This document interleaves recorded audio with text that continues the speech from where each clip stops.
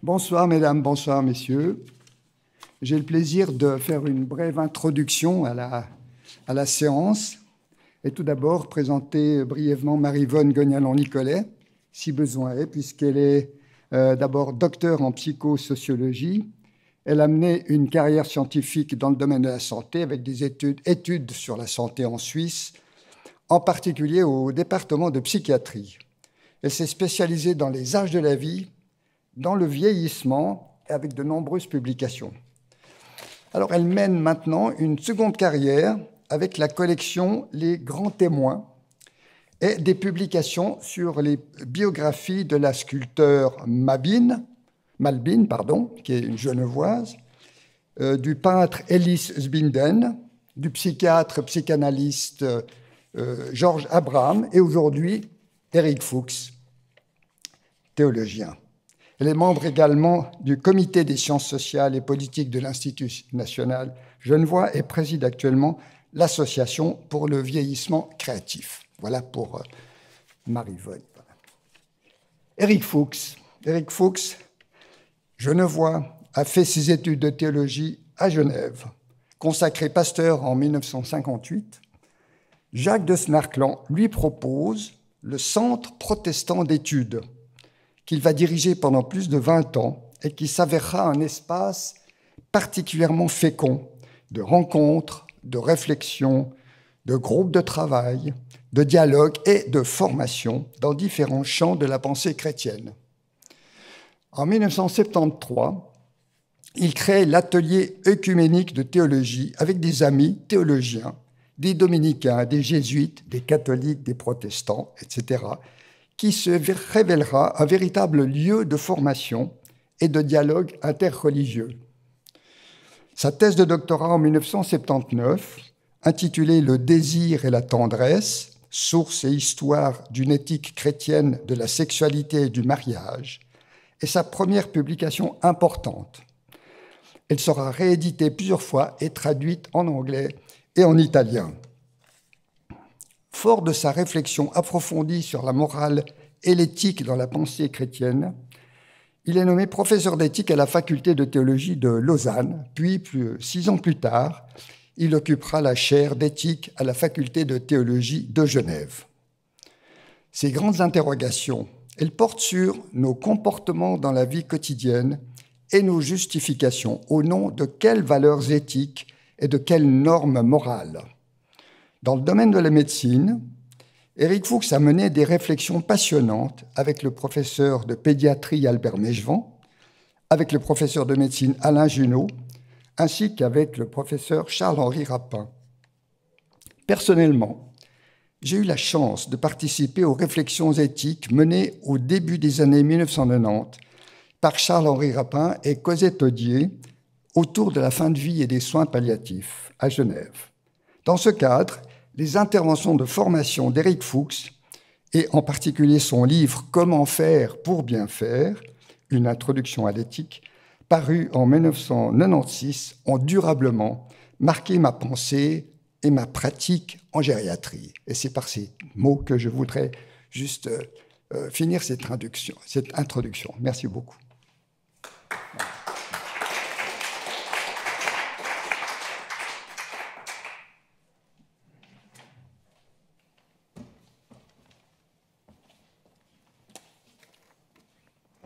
Bonjour, messieurs, dames. Je suis vraiment particulièrement heureuse de présenter cet ouvrage que nous avons fait dans des conditions difficiles. Vous les connaissez aussi bien que moi. Et vraiment, c'est une chance que M. Fuchs ait d'abord accepté cette proposition de faire un ouvrage biographique sur son œuvre et de plus, dans ces conditions-là, même encore aujourd'hui, vous voyez combien il est difficile à la fois de faire une présentation et de plus un débat que nous allons essayer d'avoir.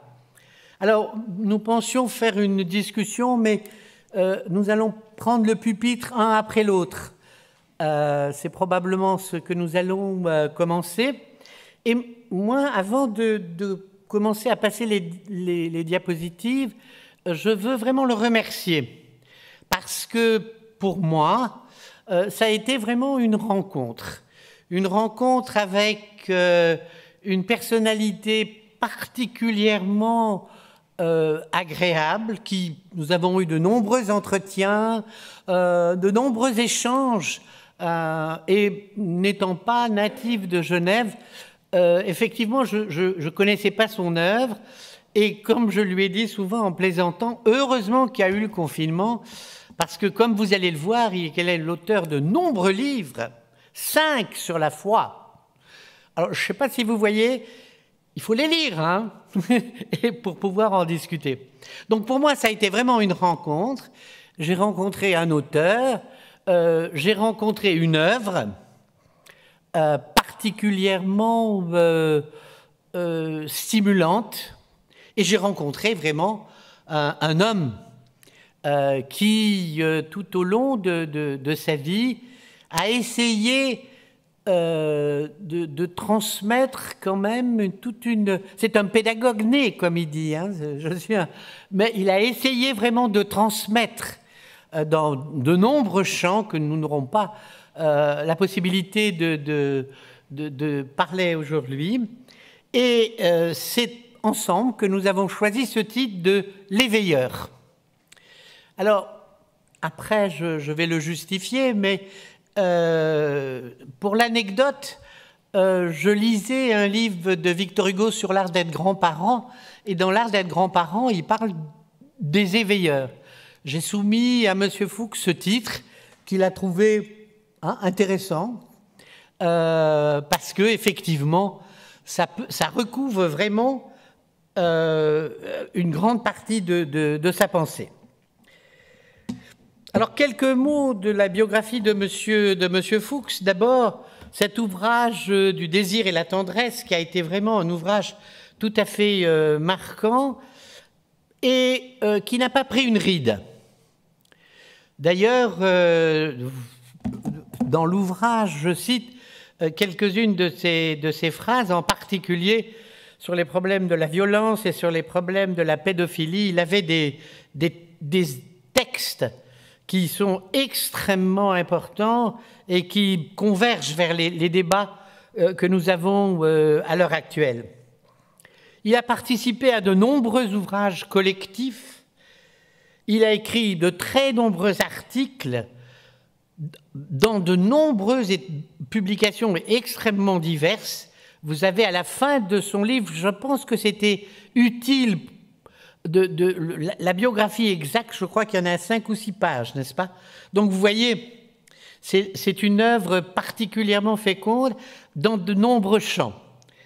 Et puis il a été, alors comme l'a dit François Leuve, directeur du Centre protestant d'études, professeur d'éthique, doyen de la faculté de théologie et créateur et directeur de l'atelier d'écuménisme. Alors nous allons parler à deux voix. Moi je vais essayer de vous dire, de par ma profession, philosophe, sociologue et psychologue, pourquoi l'éveilleur et pourquoi cette position, cette centralité des valeurs est une grande critique de l'individualisme contemporain. Et puis après, M. Fuchs prendra ma place ici et il vous parlera de ce qui a été le fil rouge de cet ouvrage, son concept de reconnaissance et de gratitude, et surtout de tous ces lieux de l'éthique où il a eu de très très nombreuses participations. Je vous dis aussi, parce que je crois qu'il ne faut pas l'oublier, il a collaboré à de nombreux journaux, même le Journal de Genève, et dans l'ouvrage, nous parlons beaucoup aussi des émissions de télévision, en particulier une émission de télévision particulièrement importante sur la mort, qui alors, confrontée à nos temps de médiatique à l'heure actuelle, c'était une émission de télévision sur la mort qui durait 2 heures. Vous n'avez plus, hormis des émissions humoristiques, des émissions qui durent aussi longtemps. Donc, je prends la parole moi-même, puis après, je la passerai à M. Fuchs. Alors, pourquoi ce titre d'éveilleur? Pourquoi sommes-nous tombés d'accord sur ce titre? Parce que c'est un pédagogue, il est théologien, mais c'est vraiment un pédagogue qui a beaucoup aimé créer et animer des groupes de formation avec des collègues, avec des amis, et surtout sur des questions qui n'étaient pas, durant cette période, des questions habituelles. Dans cette période de grande liberté des années 70, 80 et puis après 90, il n'était pas évident de tenter de comprendre les valeurs qu'il y avait derrière d'abord la sexualité, puis après tous les problèmes de la vie quotidienne qu'il a vraiment géré avec tous ses collègues et ses amis. Éveilleur aussi parce que ça n'est pas des formations qui vont dans un sens exact. C'est éveilleur dans la réciprocité des échanges, dans des formations réciproques et des apprentissages communs. Par rapport à tous les problèmes qu'il a abordés de la quotidienneté, effectivement, comme il le dit lui-même, j'ai appris parce que c'était pas évident. Et à l'époque, toute une série de ces sujets dont il vous parlera tout à l'heure n'étaient pas du tout des sujets qui intéressaient le grand public. Éveiller aussi, et je pense que ça, c'est extrêmement important, éveiller les consciences, car au-delà des faux-semblants, des apparences, des préjugés et surtout de l'immédiateté du temps. On a vu durant cette période qu'il fallait tout de suite avec ce qu'on essaye de décrire dans l'ouvrage, et éveiller à une conscience morale qui traverse à la fois la quotidienneté, donc tous les problèmes de la vie quotidienne, et tous les problèmes des pratiques professionnelles, en particulier dans le champ de la médecine et dans le champ du droit. Et puis, bien entendu, que tous ces groupes, toutes ces transformations de pratiques qu'il a essayé de discuter avec de nombreux groupes, il est animé, bien sûr, par une foi chrétienne solide, bien qu'émaillée de nombreux doutes. Et là, ces ouvrages sur la foi en particulier m'ont beaucoup fait réfléchir, car il est peu fréquent, et surtout à notre époque, d'avoir une foi solide, mais dont on sait, selon les problèmes qui se posent, sur lesquels on peut quand même hésiter. Et moi, je vous avoue que, n'étant pas du tout croyante, ces livres sur la foi m'ont passionné, parce qu'elles montrent bien, et c'est pour ça que d'ailleurs que je parlerai de la culture dominante de l'individualisme, elles montrent bien vraiment le cœur même de la foi chrétienne, c'est-à-dire non pas une radicalité, mais des valeurs, un sens profond des valeurs, mais aussi de certains doutes qu'on peut avoir dans des pratiques qui nous bouleversent. Donc je trouve que dans cette culture dominante de l'individualisme contemporain, il a réellement proposé une parole exigeante, une parole sur le travail sur soi-même pour essayer de comprendre les grandes épreuves de la vie. C'est aussi un travail très exigeant avec des groupes professionnels, surtout en médecine, en droit, sur tous ces sujets qui, à l'heure actuelle, sont dominants, la fin de vie et l'éthique de la fin de vie et les droits de l'homme ou les droits humains, avec alors son souci toujours de ce rapprochement interreligieux qu'il a beaucoup travaillé dans l'écuménisme. toujours dans cette perspective de la critique de l'individualisme contemporain, il a des présupposés qui paraissent évidents, mais qui ne sont pas du tout partagés. L'histoire personnelle est vraiment l'aboutissement en quelque sorte d'une histoire familiale, culturelle, historique, qu'il faut assumer si on ne veut pas subir le poids de la destinée. Le don de la vie est produit par l'histoire de deux parents, avec une histoire unique, et de cette histoire naissent les deux concepts fondamentaux d'Éric Fuchs, de reconnaissance et de gratitude pour ce don de la vie, qui entraîne engagement, mais surtout responsabilité, tout au long de la vie adulte. En cette période, c'est important de rappeler, et comme nous le discutions, que de personnes pensent qu'ils sont créateurs de leur propre vie, qui sont créateurs de ce qu'ils disent. Et quand nous en parlions avec M. Fuchs, c'est vrai que ça nous amuse, et il n'empêche que c'est à l'heure actuelle les valeurs dominantes. Contre toujours cet individualisme contemporain, quand on pense qu'on est créateur de soi-même, inévitablement on va chercher de la responsabilité à l'extérieur de soi, dans la société, la malchance, la position de victime, le complot, bien entendu, les complots dont vous entendez beaucoup parler. Et cela entraîne, surtout dans la qualité après de vie lors du vieillissement, beaucoup de ressentiment, beaucoup de dépréciation à la fois de la société et de soi-même, qui constitue vraiment une grande partie des impasses de l'individualisme contemporain. Donc je crois que je vais laisser la parole à M. Fuchs. Voilà. Bon, écoutez, merci. Je ne sais pas si je vais me remettre. Non. Vous mettez. Vous devez. C'est pour le. Vous avancez et vous reculez avec elle. Là, vous avancez avec le. Qu'est-ce que je dois faire? Là, c'est quand vous avez terminé la diapo, vous avancez. Ah oui, mais moi je veux parler d'abord. Ah, tout à fait. Oh bah, je ne sais pas comment je vais me remettre de cet accablement de compliments et de gentillesse, n'est-ce pas? C'est très très gentil. Je vous remercie beaucoup. Je suis très touché. Mais tout ça est un peu trop. Hein. J'ai eu la chance, en particulier dans cette aventure auquel évoquait Mme Nicolet, de rencontrer, disons, à la fois de la reconnaissance, mais en même temps aussi une interrogation, des critiques, un souci. Je pense que c'est ce qui nous fait avancer dans la vie, c'est évidemment lorsque nous pouvons à la fois nous fonder sur un solide socle de ce que nous avons reçu et en même temps le remettre constamment en mouvement et en question. Et de ce côté-là, je pense que j'ai eu beaucoup de chance. Je remercie tous ceux et je vous remercie d'être venus pour ce petit moment d'amitié et de reconnaissance.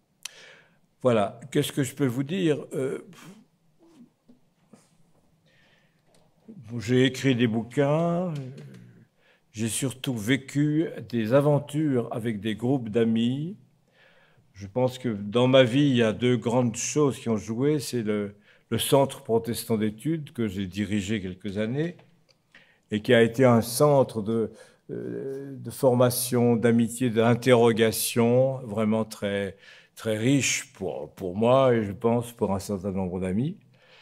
Puis ça a été ensuite la création d'une deuxième chose qui a été également une aventure, l'atelier écuménique de théologie que nous avons créé avec des amis catholiques, jésuites en particulier, et qui nous a permis vraiment de dépasser toutes sortes de préjugés stupides et en même temps de découvrir à quel point nous avions besoin les uns des autres pour avancer dans la connaissance non seulement de Dieu, bien sûr, mais aussi simplement, plus simplement, je ne sais pas, mais en tout cas de la société qui aujourd'hui nous environne.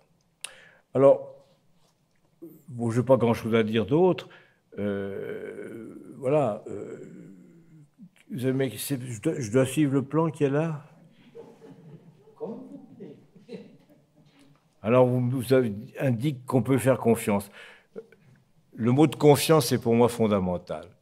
Je pense qu'il n'y a pas d'existence possible humaine sans la confiance et sans la reconnaissance mutuelle, au fond, qui mène à la confiance. Et alors, au fond, de ce point de vue-là, je pense que j'ai eu beaucoup, beaucoup de chance d'être aussi accueilli dans la confiance que les autres m'ont fait. Et je pense que ça, c'est des moments importants. Et je pense qu'on peut dire ici que, au fond, la gratitude, qui est la mienne, d'avoir vécu ce que j'ai vécu, la chance d'avoir vécu ce que j'ai vécu, vient en grande partie de la confiance qui m'a été faite et qu'on a pu partager avec tant d'amis, avec lesquels on n'était pas toujours d'accord. C'est d'ailleurs l'intérêt de la chose, c'est précisément de pouvoir dialoguer. Alors, voilà, moi, je n'ai pas envie de dire beaucoup d'autres choses. Je vous remercie d'être venu. Vous êtes vraiment très gentil. Je suis tout à fait touché. Voilà, mais c'est tout. Je crois que je peux dire. Qu'est-ce qu'il y a marqué là? Figure tutélaire. Bon, oui, je dis volontiers alors que je dois une grande reconnaissance, non seulement à ma famille, mais je dirais à plusieurs personnes, mon pasteur qui m'a conduit et qui m'a fait découvrir la foi et la beauté de l'Évangile. Il était pasteur à Plainpalais, j'étais son catéchumène, c'était le pasteur Rodalier, Raymond Rodalier, que certains d'entre vous peut-être ont connu, qui était un homme magnifique et qui m'a fait avancer sur ce chemin difficile auquel je connaissais à peu près rien. Donc ça, c'est sûrement un homme auquel je dois. Puis je dois beaucoup aussi à la faculté de théologie et en particulier à des professeurs de cette faculté, le professeur Lennart, qui a été pour moi aussi vraiment un père spirituel et intellectuel, plus encore, dont la qualité pédagogique et humaine était extraordinaire et je lui dois beaucoup. Il était professeur de cette faculté. Il m'a convaincu que c'était bien de faire de la théologie et j'en suis toujours très heureux. Et puis, toutes sortes d'autres amis, mais que dire, on dira ça à ma mort, ça ira très bien, mais pour l'instant, on peut tranquillement passer à autre chose. Voilà, je vous remercie beaucoup d'être venu. Oui. Vous avez d'autres diapos. Il y a d'autres diapos. Voilà. Alors, je dois appuyer là-dessus? Oui. Lequel je dois appuyer? Le rouge ou non? Venez voir me dire. J'étais pas un mauvais théologien, mais alors pour la technique, oui. Alors, qu'est-ce que c'est ça? Ah, mais c'est bon. Peut-être que je vais me mettre là. Comme ça, Oui. Non, mais ça, c'est très bien. Comment l'affirme un livre au titre évocateur Comment faire pour bien faire? Oui. Bah, j'ai été nommé professeur d'éthique. J'ai été nommé professeur d'éthique à la suite de ma thèse, bien sûr, ma thèse qui était précisément sur ce livre sur la sexualité et la morale sexuelle. J'ai été nommé professeur à Lausanne, puis ensuite à Genève. Et il faut, pour être professeur, on est tout le temps à la recherche à la fois en effet, de ce titre, Comment faire pour bien faire. Comme vous, je pense, chacun d'entre vous, c'est le titre même de notre existence, Comment faire pour bien faire. Ça n'est pas si facile que ça de répondre, puisqu'on est évidemment toujours à la fois aux obstacles qu'on a à l'intérieur, soi-même, qui posent des problèmes, et puis la société, et puis les échecs, et puis les chances qu'on a. Et au fond, j'ai essayé dans ce livre de tracer un chemin, parce que je crois qu'aujourd'hui, plus que jamais, la réflexion sur l'éthique, c'est-à-dire sur les valeurs qui permettent à la société de vivre correctement et aux individus aussi, est fondamentale. Cette réflexion en éthique, j'ai tenté de la mener comme prof, etc.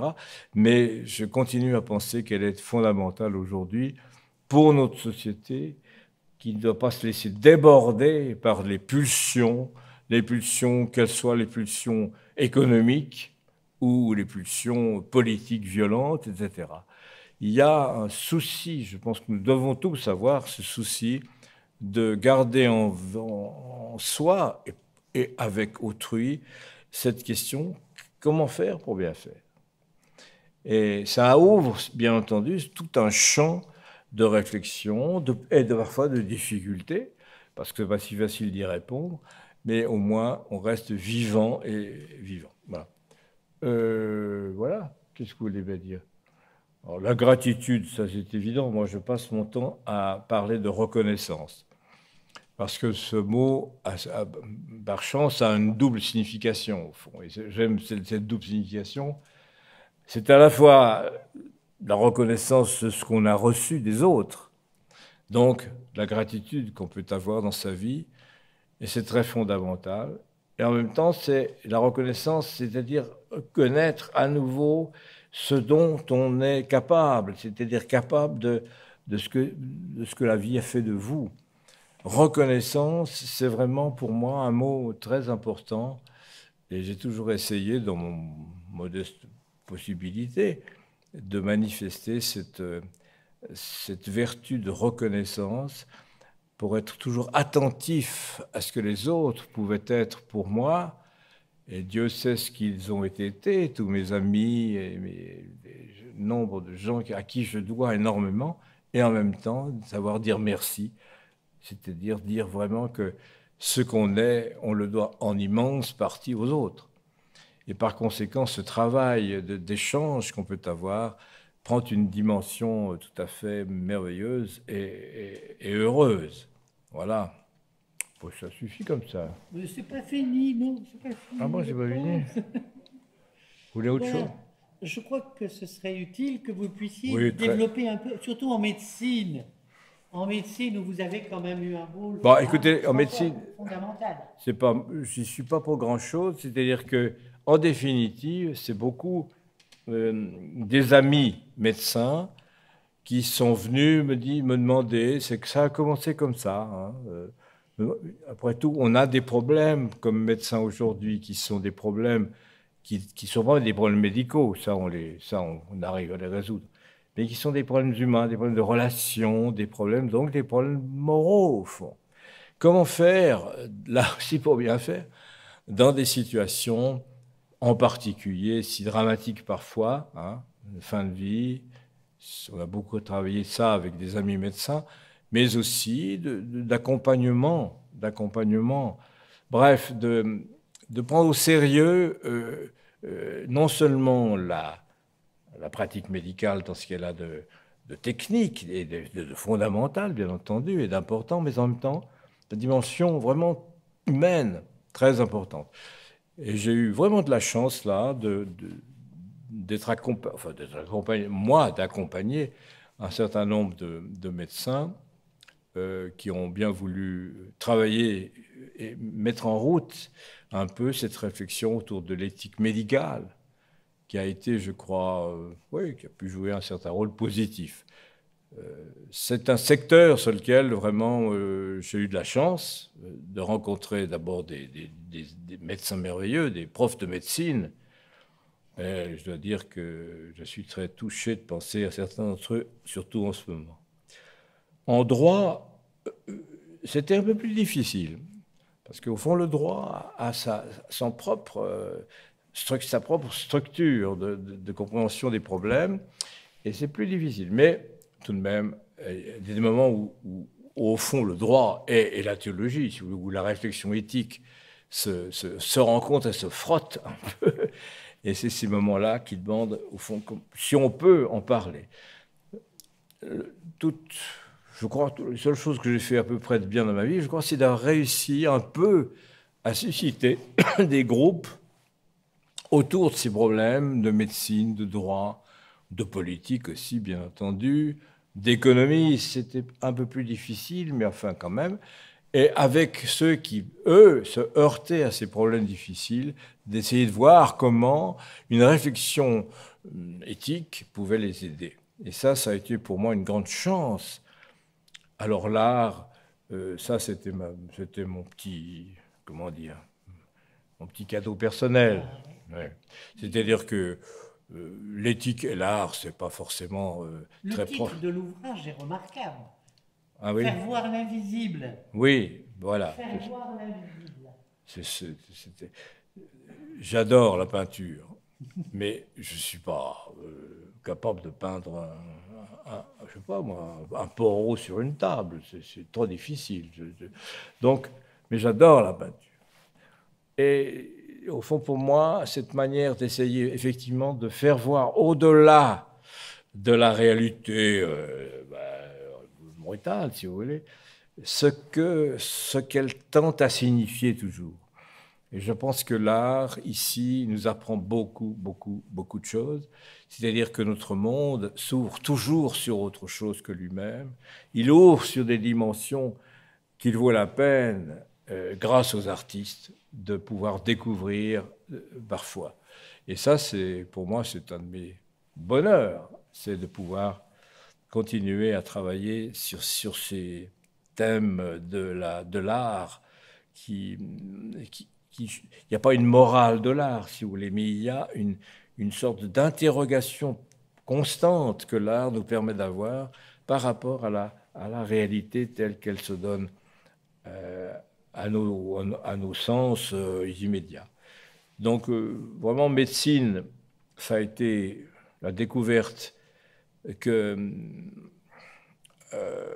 si vous voulez, la médecine est à la fois une science extraordinairement intéressante, passionnante, riche, et en même temps qu'il y avait effectivement peut-être à aider la médecine, je le dis avec prudence, mais à aborder ces questions morales, ces questions éthiques qui sont au cœur des relations humaines.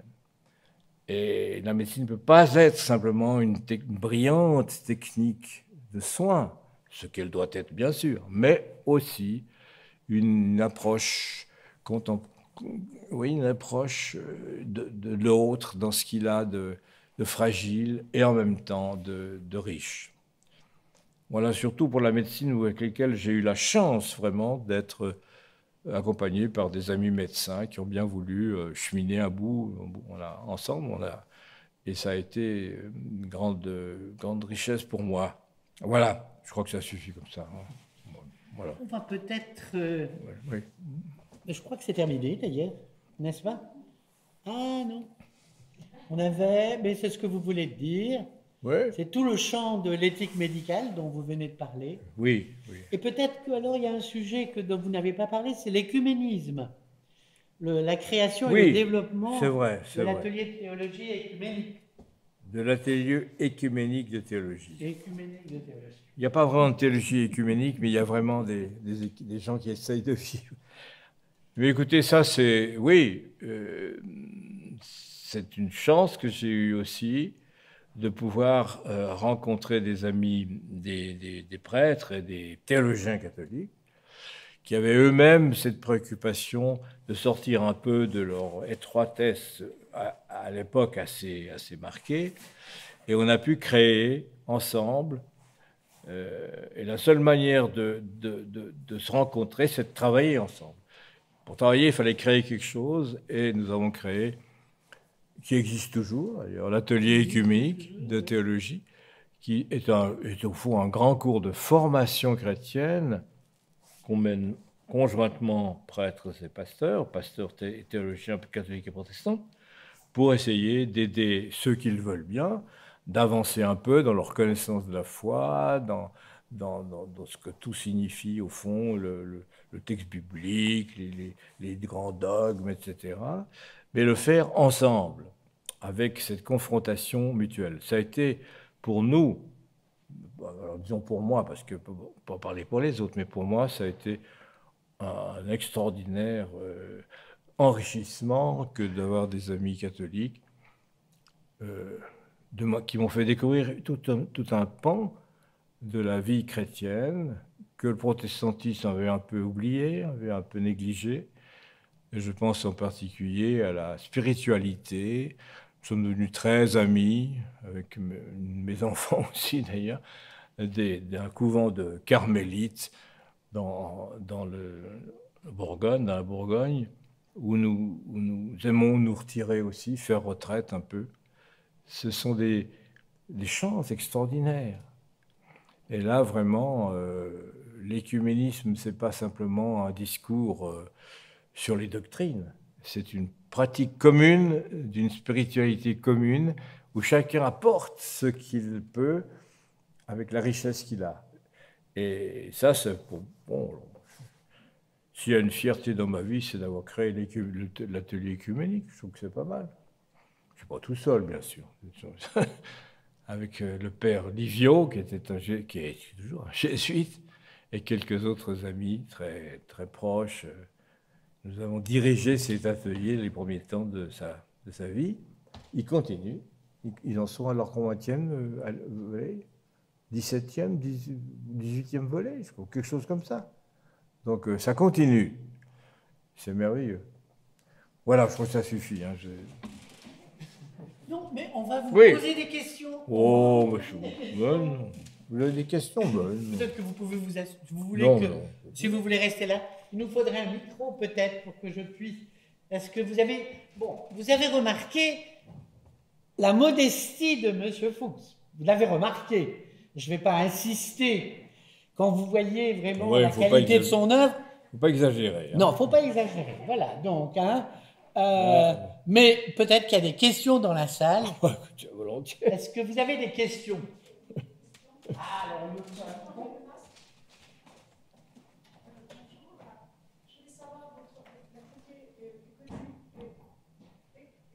attendez, on va vous apporter un micro, mais c'est moi qui dois être dit. Alors, je vais retirer votre question. Alors, l'atelier œcuménique. dont vous avez parlé, est-ce que c'est uniquement entre chrétiens ou est-ce que ça peut inclure aussi les juifs, par exemple, étudier la. Ah, c'est chrétien. Est-ce que l'atelier. Oui. Notamment les juifs, mais là, on n'est pas les musulmans. Quoi? Le micro, il est où? C'est en devant, les deux. Oui. Mais non, C'est ça les micros. Oui. Ah, écoutez. Est-ce que l'atelier écuménique, c'est seulement des chrétiens ou il y a Oui. des juifs, par exemple? Non, au départ, c'était déjà. Au départ, c'était déjà assez aventureux quand on a commencé. De catholiques et protestants, on se faisait la gueule depuis quand même un certain nombre d'années, n'est-ce pas, de siècles. Et on a décidé que ça suffisait, qu'on voulait, mais on voulait, non pas en se regardant mutuellement, mais en travaillant ensemble. Donc, c'est ça qu'on a appelé ça atelier, ce qui faisait un tout petit peu. Oui, mais c'était finalement, ça disait bien ce que ça voulait dire. Pas? Et c'est ça qui nous a permis de nous découvrir, parce qu'évidemment, en travaillant ensemble, on découvre tout ce que l'autre est ou n'est pas, tous nos a priori stupides, etc. Alors, on n'a pas élargi que d'autres pourraient le faire, oui. Ça serait évidemment plus difficile, parce qu'il y a évidemment au départ de l'atelier écuménique une foi commune dans le Christ et dans la Bible, etc. Donc évidemment, ça serait beaucoup plus difficile. Avec d'autres religions, il faudrait probablement travailler de toute autre façon. Là, nous avons vraiment... L'atelier, nous avons voulu prendre ce terme atelier parce que c'est un lieu de travail commun. On travaillait ensemble sur les textes, on travaillait ensemble sur la tradition, etc. Donc évidemment, la condition, c'est que ces textes soient pour nous importants. Si vous voulez travailler avec l'islam, c'est autre chose. Mais je vous en prie.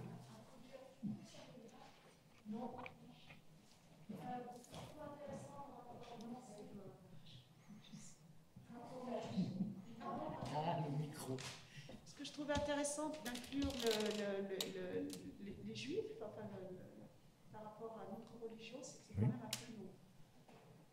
Comme disait le rabbin de Rome, je ne sais pas si vous parlez italien, Fratello Maggiore, c'est un peu nos frères aînés dans la foi, par rapport à l'Ancien Testament, évidemment, puisque avec eux, ça s'arrête au Oui.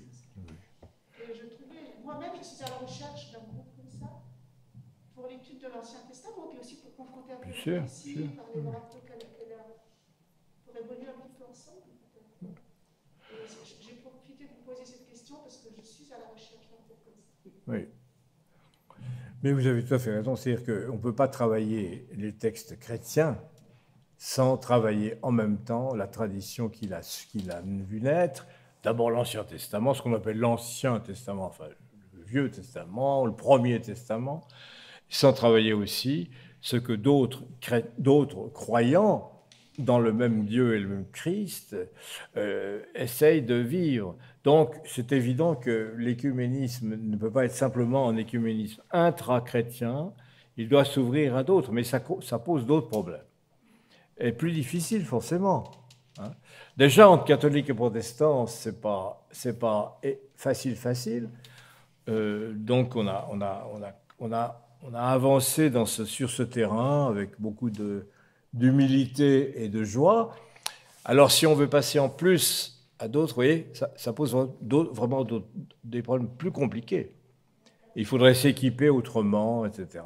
Alors nous ne l'avons pas fait parce que voilà, on ne peut pas tout faire. Et puis, Mais bien entendu, nous avons immense respect, enfin, je crois qu'on a toujours manifesté envers la tradition juive et tout ce qu'elle nous a apporté et continue de nous apporter. C'est-à-dire qu'il n'y a pas ça ne comporte aucun jugement. Mais simplement entrer dans la connaissance profonde, c'est très difficile si on n'avance pas vraiment soi-même, vous voyez, dans le truc. Alors déjà, entre catholiques et protestants, c'était pas facile à chaque moment, pour se comprendre, hein, simplement. Et donc, voilà, on fait ce qu'on peut hein, avec ce qu'on a. Mais vous avez raison, ça serait, j'aimerais, mais bon, pas moi qui le ferais. Y a-t-il d'autres questions, camarades, à vous? Oui. Ils sont assommés par là. Je ne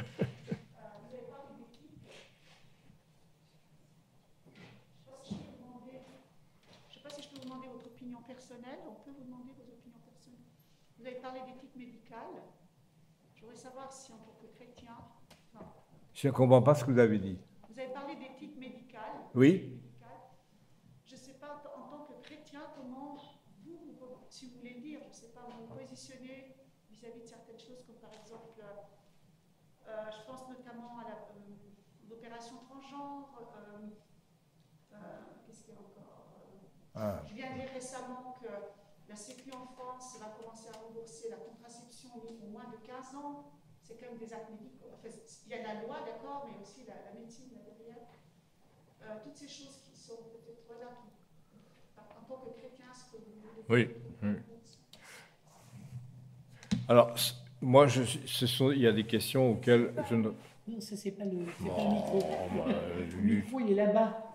Mais vous pouvez vous en approcher là. Ah oui. Non, mais il est sûr que vous avez raison, il y a un tas de questions qu'on n'a pas pu aborder ni voulu aborder. On ne peut pas tout faire. Dans notre cheminement, si vous voulez, écuménique, au départ, on est parti d'assez loin.